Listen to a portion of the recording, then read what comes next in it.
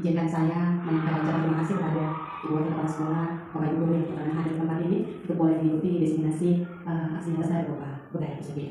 Saya awalnya dengan doa untuk sebelum kita mulai, saya minta kesediaan salah seorang Bapak Ibu Dewi, silakan.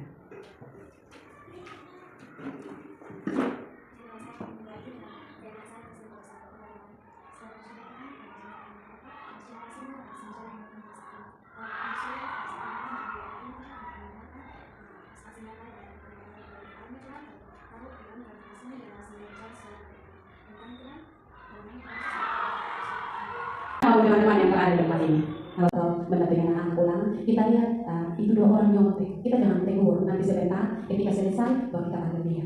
Nanti kita stabilkan dulu, kita langsung dia datang, kita sapa dengan baik.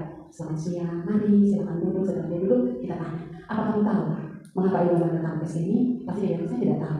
Kemudian kita stabilkan. Tadi waktu ulangan ibu melihat kamu bekerja sama. Tadi waktu ulangan ibu melihat kamu menyontek hasil pekerjaan dengan betul kok? Nanti dia bilang betul. Kira-kira itu baik atau tidak? Nanti dia bilang tidak baik ibu. Terus kita mulai masuk dalam validasi tindakan yang salah. Kita tanya, kenapa kamu melakukan itu? Tanya dulu, nanti dia ngomong. Dia bilang, saya melakukan itu mungkin karena tadi malam berbahagia. Saya melakukan itu karena mungkin tadi malam dia bisa saja mengatakan, ibu saya sakit, saya tidak sempat belajar karena saya mendampingi ibu. Atau saya tidak belajar karena saya tidak punya kesempatan. Kita berikan kesempatan kepada anak dalam hal ini mengikuti validasi tindakan yang dia lakukan dengan berbagai macam alasan. Kita terima. Kita jangan berbeda sebagai hukum. Ini kita sudah mulai masuk ke manajemen dengan menerapkan teori segitiga restitusi. Setelah dia mengakui perbuatannya yang salah dengan berbagai alasan yang disiapkan, langsung kita tanyakan kepada dia. Contoh, Yuni, apakah kamu masih ingat keyakinan keras yang kita sepakati dulu? Nanti dia bilang masih. Berkaitan dengan apa yang kesalahan yang dilakukan, kita tanya. Kalau begitu apa? Dilarang menyontek. Nah itu. Kalau begitu yang tadi Yuni menyontek itu baik atau tidak? Nanti dengan sendirinya dia bilang tidak baik. Nah kalau menurut kamu tidak baik itu, nanti berikut kamu lakukan lagi. Tidak itu. Apa yang harus kamu lakukan? Pasti dengan senang dia mengatakan, saya akan berusaha belajar supaya tidak ulangan, saya tidak melakukan hal yang salah. Kita jangan lupa memberikan terima kasih. Baiknya, terima kasih, perbuatan seperti itu tidak baik, ibu berterima kasih karena kamu sudah berjanji untuk berubah. Dan mulai hari ini ibu mau lihat, kalau kita ulangan lagi, pasti kamu tidak menyontek. Berikan salam dan langsung bersemangat ya untuk berubah. Baik-baik ibu, itulah penerapan segitiga restitusi dalam kita menyelesaikan masalah. Dan yang berikut, yang tadi seperti saya katakan itu, berbuat salah itu wajar. Itu hal pertama yang kita lakukan kepada anak. Kemudian kita bilang tidak ada manusia yang sempurna. Itu kata-kata kunci untuk kita menstabilkan identitas. Terus kita bilang Bapak Ibu juga pernah melakukan hal itu dan seterusnya sampai yang berikut kita lakukan lagi validasi tindakan yang tadi saya katakan. Kamu pasti punya alasan. Terus padahal kamu bisa melakukan yang lebih buruk dari ini dan seterusnya sampai selesai. Dan pada yang terakhir menanyakan keyakinan. Dan setelah kita menanyakan keyakinan, maka kita tanya, kamu ingin menjadi orang seperti apa? Pasti dia langsung saya berubah dan seterusnya. Dan ini beberapa contoh yang pernah saya lakukan. Tidak perlu diputar lagi karena Bapak Ibu sudah tadi saya sudah menerapkan itu dan kami sudah bahas. Cukup Bapak Ibu mengetahui dalam penerapan segitiga restitusi ada 3 tahap yang harus kita lakukan. Pada dengan baik, sekalipun dia terlambat, sekalipun dia melakukan hal yang besar, tetapi ketika kita menyelesaikan hal itu yang menggunakan segitiga restitusi dan bertindak sebagai posisi kita sebagai manajer, maka yang sendirinya anak merasa nyaman, anak merasa bahagia dan dia boleh mencapai cita-citanya setinggi-tingginya dan keselamatannya setinggi-tingginya. Baik Bapak Ibu, mungkin dari saya cukup sampai di sini dan ada pertanyaan saya minta satu saja, silakan Ibu Yuni. Karena berdasarkan keyakinan keras ya, pertanyaan saya sih mungkin saya lebih bingung konsep keyakinan keras. Kebetulan saya suka membuat keyakinan keras di nyata. Terus waktu kita punya penilaian PMM untuk salah satu RH-nya adalah penilaian pembuatan keyakinan keras. Kalau tidak salah teman-teman saya juga tahu. Saya punya di situ agak bingung. Kebetulan saya pakai kelasnya Ibu Adelvina tahu. Sedangkan saya membuat keyakinan kelasnya di kelas 7 kelas saya. Jadi waktu saya masuk ke kelasnya Ibu Adelvina tahu, di situ mereka sudah bikin keyakinan kelas yang mulai kelas. Posisi saya sebagai mata pelajaran. Oke. Ada namanya kalimat kelas kalau saya bahasa Inggris. Saya masuk, oke. Kita sama dengan bahasa Inggris, hormati dengan bahasa Inggris, akhirnya dengan bahasa Inggris, keluar izin pakai bahasa Inggris, itu namanya kalimat kelas yang saya buat. Nah, ini benar-benar karena menyalahkan saya bingung konsepnya.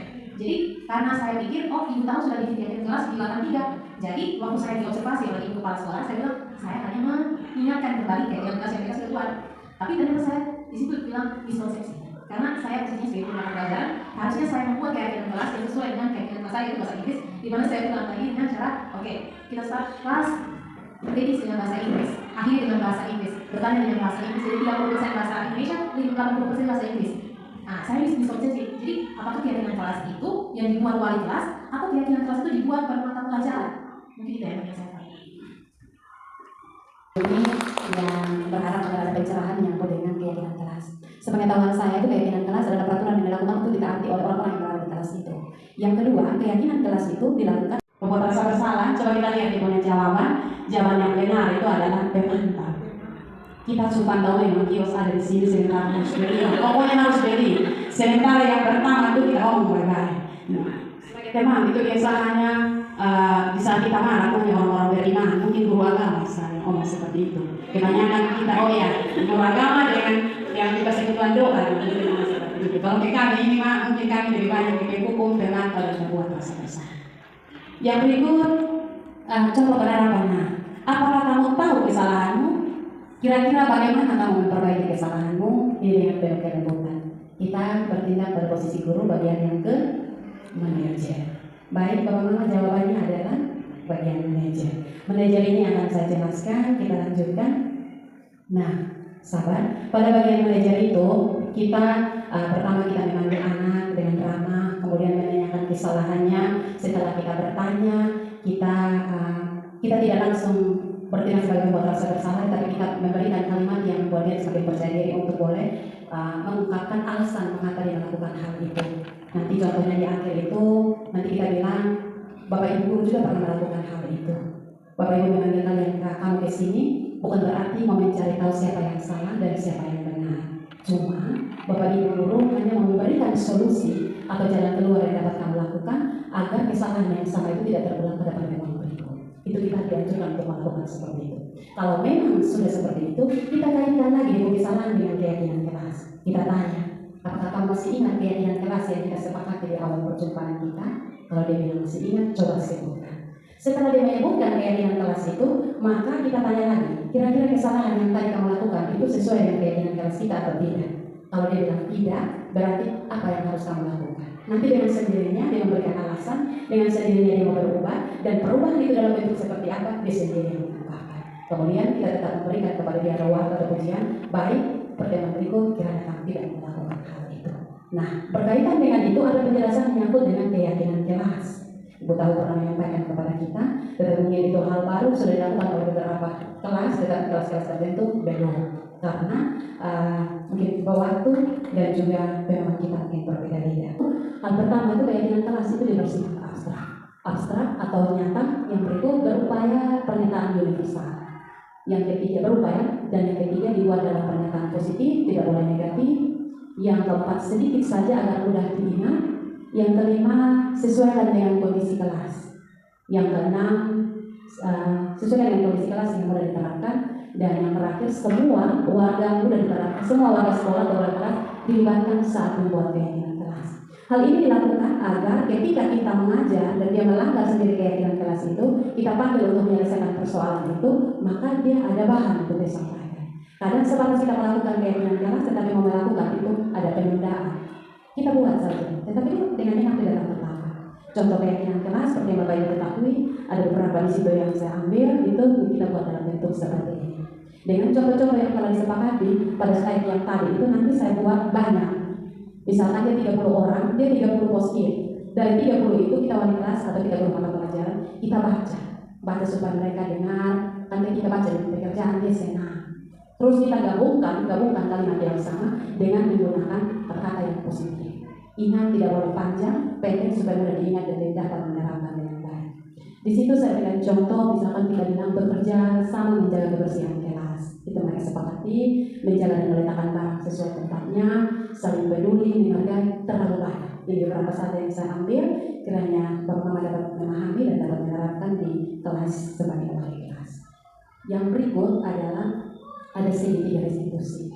Dalam menyelesaikan sebuah persoalan, kita diharapkan, kita dituntut untuk menyelesaikan persoalan dengan murid itu dengan menggunakan konsep atau teori segitiga restitusi. Segitiga restitusi itu merupakan suatu proses dialog yang dijalankan oleh guru agar dapat menghasilkan murid yang mandiri dan bertanggung jawab. Di sini ada 3. Yang pertama itu kita menstabilkan identitas. Yang kedua itu kita validasi tindakan yang salah. Dan yang ketiga itu adalah menanyakan keyakinan. Seperti yang tadi saya katakan itu, menstabilkan identitas itu nanti ada percakapan sedikit, kemudian kita lanjutkan Ibu, sahabat. Itu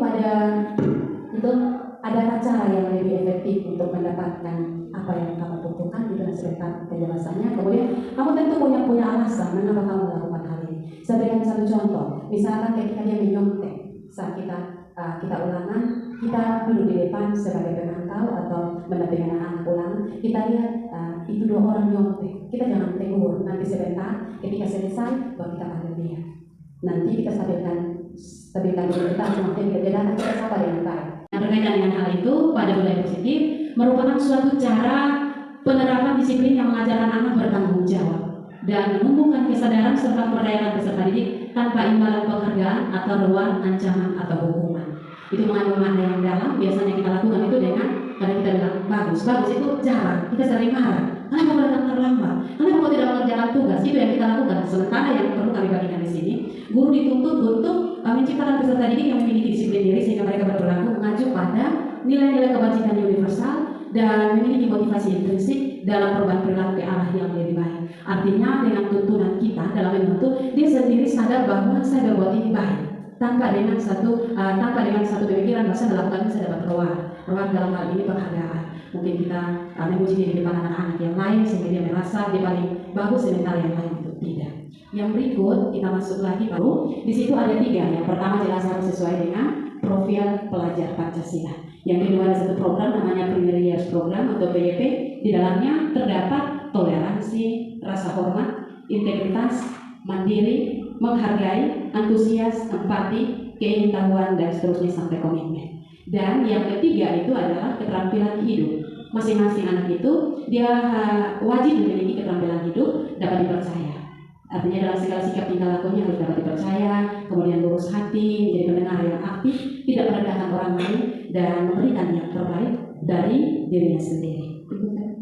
Kebutuhan dasar manusia termasuk kita juga Bapak Ibu Guru adalah segala sesuatu yang dilakukan untuk mendapatkan apa yang diinginkan. Itu kebutuhan dasar manusia. Jadi seluruh yang kita lakukan memiliki tujuan tertentu dan semua usaha terbaik yang kita lakukan adalah dalam rangka agar kebutuhan dasar kita terpenuhi dengan baik. Yang berikut ada 5 kebutuhan dasar setiap manusia.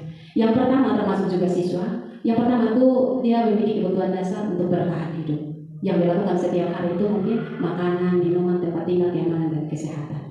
Yang berikut kebutuhan dasar manusia yang kedua itu kasih sayang yang di sebelah, kasih sayang dan rasa diterima punya yang ini. Kedua, rasa diterima, dipedulikan, berbagi, kerjasama, menjadi bagian dalam kelompok. Sementara yang ketiga itu seharusnya penguasaan. Penguasaan itu dia meliputi harga diri, keinginan untuk dianggap pemimpin, berprestasi diakui dan juga didengar. Yang keempat, kebebasan. Artinya diberikan kebebasan untuk dia boleh mandiri, memiliki pilihan, mencoba hal baru dan mampu mengendalikan diri. Serta kebutuhan yang terakhir itu dia juga membutuhkan kesenangan. Dia juga membutuhkan untuk bermain, humor, antusiasme dan juga tertawa. Tidak sebatas dengan teman, tetapi juga dengan Bapak Ibu Guru sebagai pendidik yang dipercayakan. Selanjutnya Bapak Ibu ada motivasi perilaku manusia. Nah, seperti yang tadi awal perjumpaan kita saya katakan bahwa di sini datang pagi untuk menghindari ketidaknyamanan hukuman. Contoh yang kedua, motivasi intrinsik itu untuk mendapatkan imbalan atau penghargaan dari orang lain. Dalam hal ini kita datang pagi supaya dipuji oleh kepala sekolah, dipuji oleh teman-teman guru yang lain, dipuji oleh siswa, bukan dari dalam hati sendiri. Nah, 2 contoh itu termasuk motivasi ekstrinsik. X itu berarti dari luar. Sementara yang punya kesadaran untuk datang pagi dan tidak membutuhkan dua motivasi itu menjadi motivasi intrinsik. Contohnya untuk menjadi orang yang mereka inginkan dan menghargai diri sendiri dengan nilai-nilai yang mereka miliki. Selanjutnya 5 posisi kontrol guru. Nah, pada 5 posisi kontrol guru ini yang kita lakukan. Saya juga sekolah belajar tentang teori ini. Saya lebih suka berada pada penghukum. Kemudian saya lebih suka berada pada pembuat rasa bersalah. Dan saya yang benar. Yang ketiga, saya sulit menjadikan anak-anak sebagai teman. Dan yang keempat, pantau ngeri. Saya di posisi saya tidak tahu mau bagaimana. Sementara dari 5 posisi kontrol kita sebagai guru, di nomor yang kelima sebagai manajer itu yang diperlukan. Nah, ini penghukum itu ada penjelasan juga. Tetapi dengan membaca posisi kontrol ini, dengan itu gambar yang ada, mungkin kita juga pernah melakukan itu. Nah, untuk penghukum membuat rasa bersalah teman dan pemantau seringkali kita lakukan dalam proses belajar mengajar, tanpa memberikan kesempatan kepada siswa untuk boleh mengutarakan mengapa hal itu terjadi. Yang berikut saya akan menjelaskannya.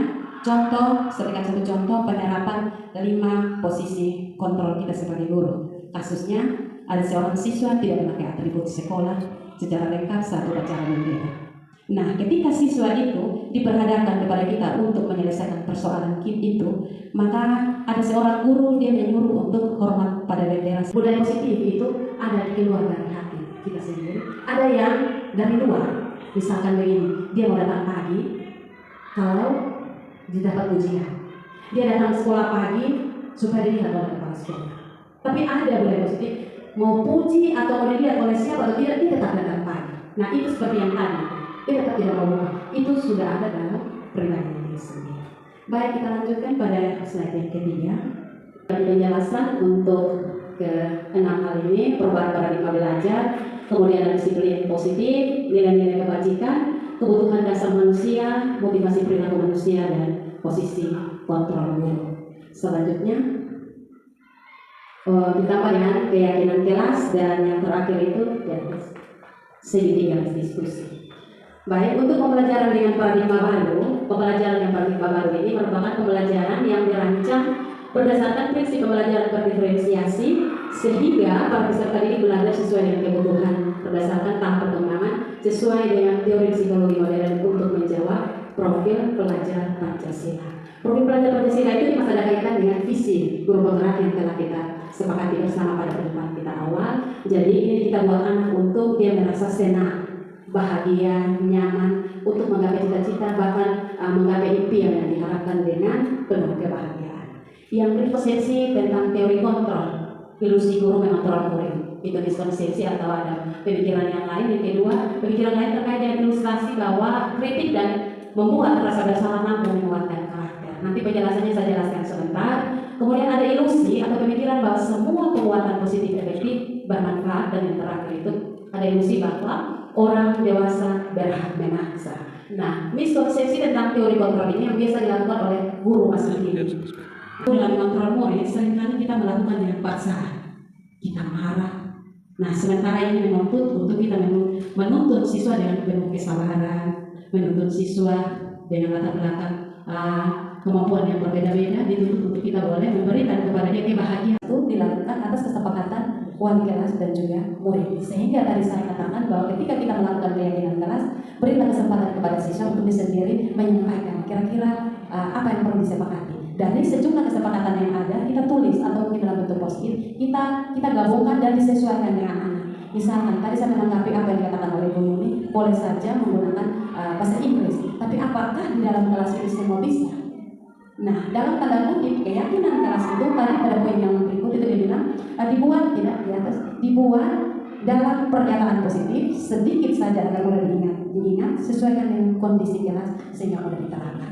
Bisa saja misalkan menggunakan bahasa Inggris, kita tidak semua anak bisa menggunakan bahasa Inggris, berarti pada poin itu nanti tidak jalan. Tapi kan dalam pikiran saya, kalau ibu wali kelas sudah membuat kesepakatan kelas, mungkin secara umum untuk peraturan yang harus dilakukan dalam kelas itu. Tetapi ketika guru mata pelajaran masuk dan melihat keyakinan kelas yang ada, mungkin mau dilengkapi boleh tambahkan, sehingga itu menjadi keyakinan kelas pada saat jam mata pelajaran, sehingga tidak mengganggu keyakinan kelas yang sudah disepakati bersama dengan wali kelas mereka. Ya, mungkin seperti itu. Terima kasih. Bapak Nyoman, silakan. Pada prinsipnya keyakinan kelas itu ada yang bersifat hal-hal yang bersifat umum, seperti yang disepakati siswa dan wali kelas, itu hal-hal yang bersifat umum. Sedangkan kaitan dengan kehadiran kita sebagai guru mata pelajaran, nah itu keyakinan yang disepakati secara khusus kaitan dengan apa yang mau kita lakukan atau apa yang kita mau capai sesuai kehadiran kita sebagai guru mata pelajaran. Saya kira itu yang saya sampaikan.